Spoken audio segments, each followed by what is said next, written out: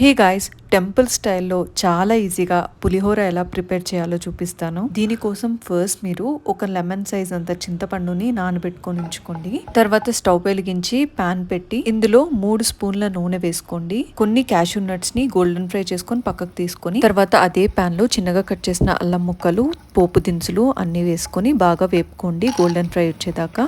ఇందులోనే ఒక పిడికెడు శనక్కాయలు కూడా వేసుకొని ఎండుమిర్చి, పచ్చిమిర్చి కూడా వేసుకొని బాగా కలుపుకోండి. ఇవి కొంచెం ఫ్రై అయ్యాక కొంచెం ఇంగువ కూడా వేసుకోండి. ఇది ఒకసారి బాగా కలుపుకున్న తర్వాత నానబెట్టుకున్న చింతపండు పులుసును కూడా వేసేసుకోండి. ఇది బాగా కలుపుకున్న తర్వాత కొంచెం పసుపు, ఉప్పు వేసేసుకొని బెల్లం వేసుకోండి. బెల్లం అయితే స్కిప్ చేయొద్దు, ఎందుకంటే అది పులిహోరకి ఇంకా టేస్ట్ నిస్తుంది. ఇలా ఆయిల్ పైకి తేలేదాకా ఉండనివ్వాలి. తర్వాత స్టవ్ ఆఫ్ చేసి ఇలా అన్నం వేసేసుకొని బాగా కలుపుకోండి. ఇందులోనే ఇందాక వేపి పెట్టుకున్న క్యాషూ నట్స్ కూడా వేసేసుకోండి. నైట్ మిగిలిన అన్నంతో కూడా ఇది మీరు ప్రిపేర్ చేసుకోవచ్చు. సబ్స్క్రైబ్.